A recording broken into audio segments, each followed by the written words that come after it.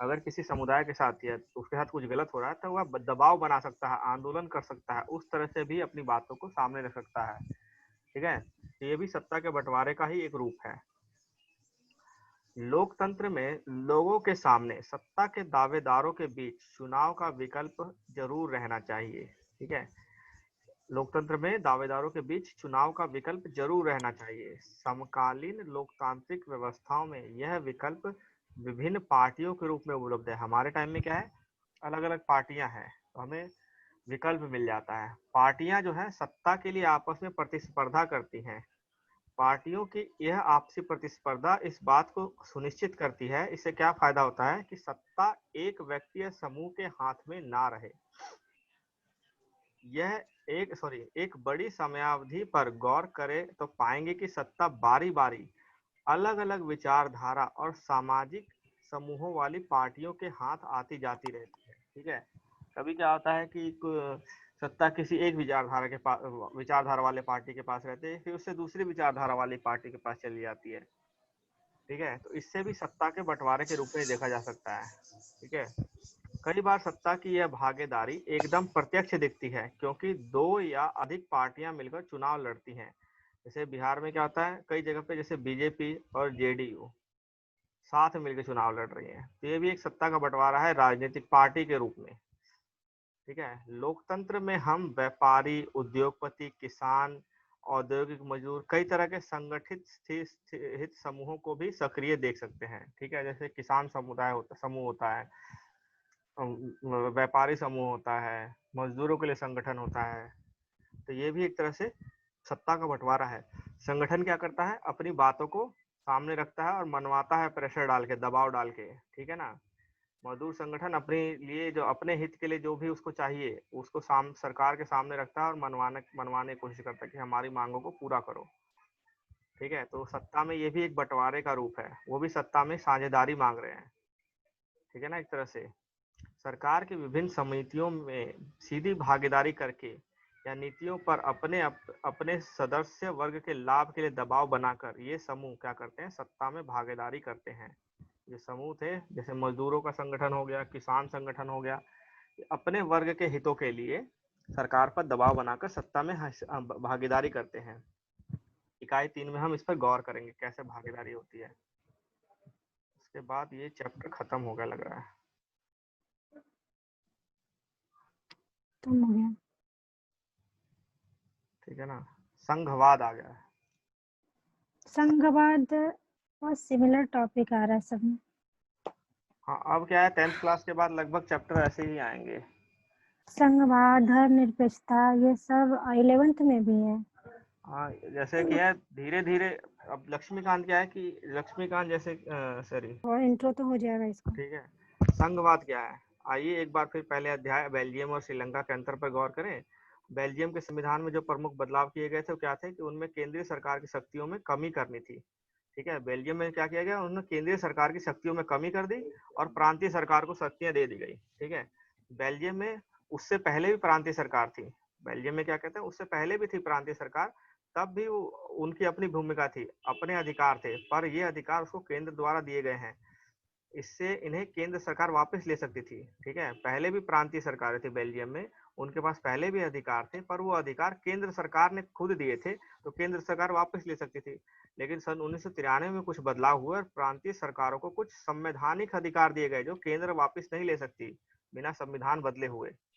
ठीक है, इन अधिकारों के लिए प्रांतीय सरकार अब केंद्र पर निर्भर नहीं रहेंगी। कुछ अधिकारों के लिए उन अधिकारों के लिए प्रांतीय सरकार केंद्र पर निर्भर नहीं रहेंगी। इस प्रकार बेल्जियम ने एकात्मक शासन की जगह संघीय शासन प्रणाली अपना ली। संघीय शासन में क्या होता है कि आप नीचे शक्तियों का बंटवारा करते हो नीचे की तरफ। ठीक है ना, एकात्मक में क्या होता है, सारी पावर एक जगह इकट्ठी है, सेंट्रलाइज है। सेंट्रलाइज एकात्मक मतलब सेंट्रलाइज है, केंद्र के पास सारी पावर है। और नीचे वो नीचे प्रांतों को पावर खुद दे रहा है, केंद्र दे रहा है। तो केंद्र जब कुछ पावर दे रहा है तो उससे ले भी सकता है वापस, अपनी मर्जी से दे रहा है, अपनी मर्जी से ले रहा है। लेकिन संघ में क्या होता है, केंद्र के पास कुछ पावर रहती है और प्रांत के पास कुछ पावर रहती है, और ये पावर जब बंटवारा होता है संविधान के द्वारा, ये अपने पावर के लिए अपने पावर में काम करेगा, ये अपने पावर में काम करेंगे, एक दूसरे में हस्तक्षेप नहीं हो सकता। ठीक है ना, तो ये संघीय शासन प्रणाली होती है। श्रीलंका में व्यवहारिक रूप से अभी भी एकात्मक शासन है। श्रीलंका में अगर देखा जाए तो अभी भी एकात्मक शासन ही है। वहाँ पे केंद्र सरकार के पास ही सारी पावर है। ठीक है, वहाँ पे केंद्रीय सरकार के पास ही सारी पावर। तो वहाँ देखोगे पीएम और राष्ट्रपति जो है प्रेसिडेंट, वो दोनों भाई भाई हैं। कभी ये पीएम बन जाता है एक भाई, दूसरा भाई प्रेसिडेंट बन जाता है, फिर दूसरा भाई प्रेसिडेंट बनता है तो ये पीएम बन जाता है, और दोनों भाई घूम रहे हैं इसी ऐसे ही। एक पीएम बनता है, एक प्रेसिडेंट बनता है। तो उन्होंने सारी ताकत जो है केंद्र के पास रख वहां रखी पे है। लोकतांत्रिक नहीं है। लोकतांत्रिक है, लेकिन क्या है ना कि अधिकार नीचे दिए नहीं गए, और राज्यों को अधिकार नहीं दिए गए हैं, संवैधानिक अधिकार नहीं दिए गए हैं। लोकतंत्र का होना ही मतलब सिर्फ अपने संविधान में लिख देना कि हम लोकतांत्रिक हैं, उससे लोकतांत्रिक नहीं हो जाता ना। सिर्फ परिभाषा से कि लोकतंत्र में जनता द्वारा शासन होगा, जनता चुनेगी, इससे लोकतांत्रिक नहीं होगा। लोकतांत्रिक कैसे होता है? नागरिकों को अधिकार दिए जाए, कौन चुना जा रहा है उसके पास, जिसको चुना जा रहा है उसके पास फैसले करने का अधिकार हो।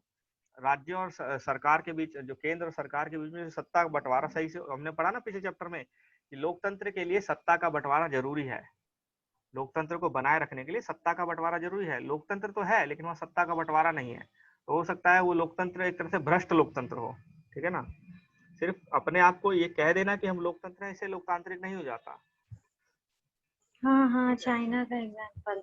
तो चाइना हो गया, नॉर्थ कोरिया हो गया, श्रीलंका हो गया, ये सब ऐसे ही कंट्रीज हैं। ठीक है, श्रीलंका में तमिल नेता चाहते थे कि देश में सच्चे अर्थों में संघीय शासन व्यवस्था कायम हो। संघीय शासन व्यवस्था में क्या होता है? सर्वोच्च सत्ता जो होती है केंद्र प्राधिकार और उसकी विभिन्न अनुषंगिक इकाइयों में के बीच बट जाती है। ठीक है, सर्वोच्च सत्ता बट जाती है। आमतौर पर संघीय व्यवस्था में दो स्तर पर सरकारें होती हैं। इनमें से एक सरकार पूरे देश के लिए होती है जिसके जिम्मे राष्ट्रीय महत्व के विषय होते हैं। फिर राज्य या प्रांतों के स्तर की सरकारें होती हैं जो शासन के दैनिक कामकाज को देखती हैं। सत्ता अपने इन दोनों स्तर के सरकारें सत्ता के इन दोनों स्तर की सरकारें अपने अपने स्तर पर स्वतंत्र होकर काम करती हैं। ठीक है, और दोनों में हस्तक्षेप नहीं करती एक दूसरे में। संघीय व्यवस्था में ये होता है। इस तरह संघीय शासन व्यवस्था एकात्मक का बिल्कुल उलट है। बिल्कुल उलट है। एकात्मक में क्या होता है? शासन का एक ही स्तर होता है, बाकी इकाइयां उसके अधीन काम करती है, स्वतंत्र नहीं होती। इसमें केंद्रीय सरकार प्रांतीय स्थानीय सरकारों को आदेश दे सकती है, संघीय व्यवस्था में आदेश नहीं दे सकती। केंद्रीय सरकार राज्य सरकारों को सारे आदेश नहीं दे सकती है। पर संघीय व्यवस्था में केंद्रीय सरकार राज्य सरकारों को कुछ खास करने का आदेश नहीं दे सकती। कुछ खास मतलब हर टाइम आदेश नहीं दे सकती उसको। कुछ ऐसे विषय होते हैं जिसमें केंद्र सरकार राज्य सरकारों को आदेश देती है। ठीक है, सब टाइम हर मुद्दे के लिए आदेश नहीं दे सकती। लेकिन एकात्मक में होते है कि वो केंद्र सरकार के ऊपर क्या देना है उसको, क्या नहीं देना। राज्य सरकारों के पास अपनी शक्तियां होती हैं संघवाद में, इसके लिए वह केंद्रीय सरकारों के जवाबदेह भी नहीं होती। इसलिए जवाबदेह नहीं होती केंद्र सरकार की। ये दोनों सरकारें अपने अपने स्तर पर लोगों को जवाबदेह होती है। जैसे अगर बिहार की सरकार गलत गलत कर रही है तो हम उसको राज्य के चुनाव में जवाब देंगे ना, वोट नहीं देके। ठीक है, अगर बिहार की सरकार राज्य स्तर पे अच्छा काम नहीं कर रही लेकिन केंद्र स्तर पे वहाँ के जो जेडीयू के जो नेता बैठे हुए हैं संसद में, केंद्र बैठे वो अच्छा काम कर रहे हैं, तो हम उनको फिर केंद्र सरकार के इलेक्शन में कुछ मतलब ऐसा सबक नहीं सिखाना चाहेंगे।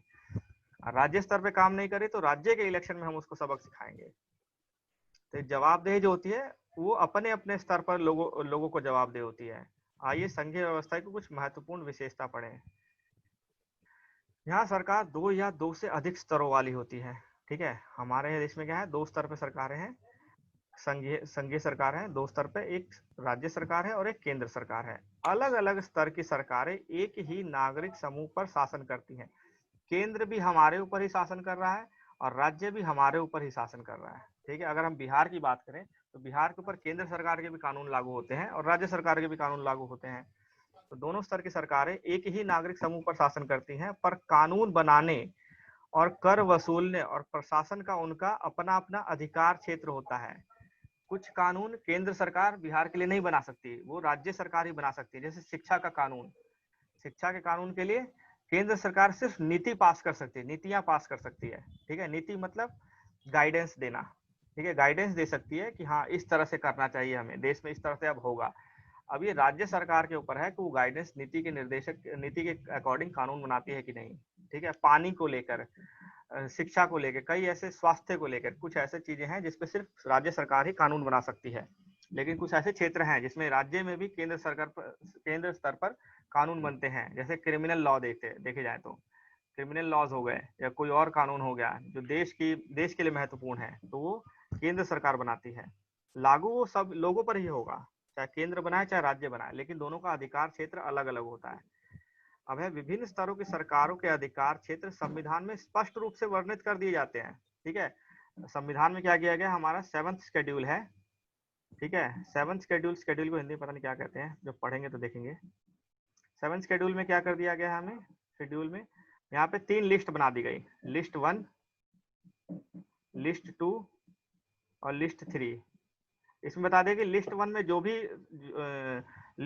जो भी क्षेत्र होंगे उस पे केंद्र सरकार का कानून बनाएगी। लिस्ट 2 में जो क्षेत्र दिए गए जैसे पानी, बिजली, इस पे राज्य सरकार काम करेगी। और लिस्ट 3 में जो भी दिए गए उस पे दोनों मिलके करेगी, केंद्र प्लस राज्य दोनों करेंगी।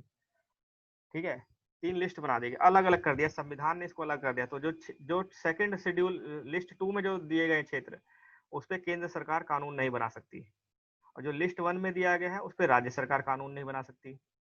और लिस्ट 3 में दिया है उस पे दोनों बनाएंगी, और दोनों अगर बना देती हैं तो जो फिर अगर दोनों क्लैश करती हैं, दोनों में टकराव होता है, तो केंद्र वाला माना जाता है। ठीक है, इसलिए संविधान क्या है, सरकार के हर स्तर पर अस्तित्व और प्राधिकार की गारंटी सुरक्षा देती है। फिर है, संविधान के मौलिक प्रावधानों को किसी एक स्तर की सरकार अकेले नहीं बदल सकती। जो मौलिक प्रावधान है उसको सिर्फ केंद्र अकेले नहीं बदल सकती, जबकि दोनों स्तरों के सरकार की जरूरत पड़ती है। ठीक है, कभी कभी क्या होता है कि केंद्र में अगर कोई कानून पास कराना है तो लोकसभा से पास कराओ, राज्यसभा से पास कराओ, फिर प्रेसिडेंट के पास ले जाओ, साइन करो, कानून बन गया। कुछ कानून ऐसे होते हैं जिसके पहले लोकसभा से पास हुआ, फिर राज्यसभा से पास हुआ, फिर वो पूरे देश में घुमाया जाता है सभी राज्यों में, और उसको 50% राज्य पास कर दें, 28 में से 14 राज्य अगर उसको पास कर दें तो वो कानून माना जाता है। तो कुछ कानून होते हैं जिसको राज्य भी पास करना जरूरी होता है, राज्यों से भी। ठीक है, तो कुछ मौलिक प्रावधान है जिसको राज्यों से पास करना जरूरी होता है, जो आर्टिकल 368 में दिया गया है। फिर है, अदालतों को संविधान और विभिन्न स्तर की सरकारों के अधिकारों की व्याख्या करने का अधिकार है। ठीक है, संघवाद में क्या होता है, अदालत बीच में व्याख्या करेगी। अगर मान लीजिए किसी कानून को लेकर कुछ दिक्कत हो रही है, दोनों में टकराव हो गया, केंद्र में और राज्य सरकार में, केंद्र और राज्य सरकार में टकराव हो गया किसी कानून को लेकर, किसी उसको लेकर, संविधान के किसी अनुच्छेद को लेकर, कुछ संविधान को लेकर, तो उसको टकराव को कौन सुलझाएगा, कोर्ट सुलझाएगी, सुप्रीम कोर्ट या न्यायालय इसको सुलझाएगा। ठीक है, न्यायालय को ताकत इसलिए दी गई है ताकि वो संघवाद को मजबूत रख सके, बनाए रखे। तो अदालतों को संविधान और विभिन्न स्तर की सरकारों के अधिकारों की व्याख्या करने का अधिकार है। विभिन्न स्तर की सरकारों के बीच अधिकारों के विवाद, क्या अधिकार किसके हैं, उसके विवाद को लेकर सर्वोच्च न्यायालय निर्णायक की भूमिका निभाती है। सर्वोच्च न्यायालय निभाती निर्णायक की भूमिका। ठीक है, वित्तीय स्वायत्तता यानी फाइनेंशियल इंडिपेंडेंस निश्चित करने के लिए, ये बड़ा है, नहीं ये है छोटा है, 6 वाला करवा दीजिए। है ना। वित्तीय स्वायत्तता निश्चित करने के लिए विभिन्न स्तर की सरकारों के लिए राजस्व के अलग अलग स्रोत हैं। चैप्टर 1 से बड़ा है। ठीक है, हाँ। तो वित्तीय स्वायत्तता क्या होती है कि अगर आपके राज्य सरकार को मान लीजिए कि सारे कुछ अधिकार दे दिए गए, हाँ इस पे आप कानून बनाओ, इस पे कानून बनाओ, लेकिन उसको पैसे का सोर्स नहीं दिया गया, उसका अधिकार नहीं दिया गया। ठीक है, पैसे के सारे सोर्स केंद्र ने अपने पास रख लिए, तो कोई फायदा नहीं होगा ना राज्य को अधिकार देने का। तो इसीलिए वित्तीय स्वायत्तता का अधिकार दिया गया है। वित्तीय स्वायत्तता निश्चित करने के लिए राजस्व का अलग अलग स्रोत निर्धारित कर दिए कि जो कुछ करों को सिर्फ केंद्र सरकार ले सकती है और अपने लिए खर्च कर सकती है, लेकिन कुछ कर ऐसे होते हैं, टैक्स ऐसे होते हैं जो केंद्र सरकार लेती है और राज्य सरकार को दे देती है, और कुछ टैक्स ऐसे होते हैं जो राज्य सरकार ही कलेक्ट करती है और अपने पे खर्च करती है। जैसे इनकम टैक्स जो होता है, इनकम टैक्स केंद्र सरकार कलेक्ट करती है लेकिन राज्यों में बांटना पड़ता है उसको। ठीक है, और एग्रीकल्चर के ऊपर टैक्स, जो कृषि के ऊपर जो टैक्स लगता है वो राज्य सरकार ही कलेक्ट करती है और राज्य सरकार ही उसको अपने में बांटती है, अपने ऊपर खर्च करती है। तो अगर स्रोत अलग अलग नहीं होंगे, निर्धारण नहीं होगा स्रोतों का, पैसे के सोर्स का, राजस्व के सोर्स का निर्धारण नहीं होगा, तो फिर राज्य सरकार कमजोर पड़ जाएगी, तो उसको राजस्व ही नहीं रहेगा तो चलाएगी कैसे सरकार को। ठीक है, इस प्रकार संघीय शासन व्यवस्था के दोहरे उद्देश्य हैं। में, तो फिर केंद्र में पैसा कहाँ से आता होगा टैक्स वैक्स का? अगर जब जैसे जो टैक्स सरकार कलेक्ट करती है केंद्र सरकार, उसका कुछ जी हिस्सा ही सरकार राज्य को देती है। लगभग 42% या कुछ परसेंट हिस्सा सरकार राज्य को दे देती है, कुछ हिस्सा अपने पास रखती है। ठीक है, नहीं, तो सेंट्रल गवर्नमेंट के पास कैसे पैसा आता होगा? टैक्स कलेक्ट करके। इनकम टैक्स कौन कलेक्ट करता है? तो सेंट्रल गवर्नमेंट कलेक्ट हम करती ही है ना। लोग हम ही लोग से लेता है पैसा। हाँ, हाँ, वो वाला तो हाँ हाँ। सेंट्रल गवर्नमेंट टैक्स तो हमसे ही लेती है ना।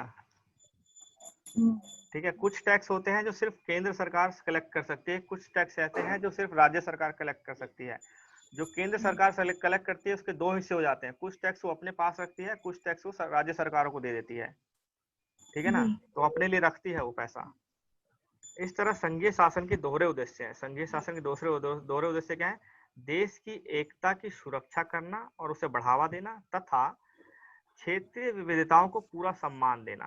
ठीक है, टाइम संघ हो के। गया संजय जी। ठीक है, अब इस कहाँ से कल से हाँ पढ़ेंगे, जी। उद्देश्य से कल से हाँ, पढ़ेंगे। ये ठीक है ना। 7 का, हाँ 7 से कल से।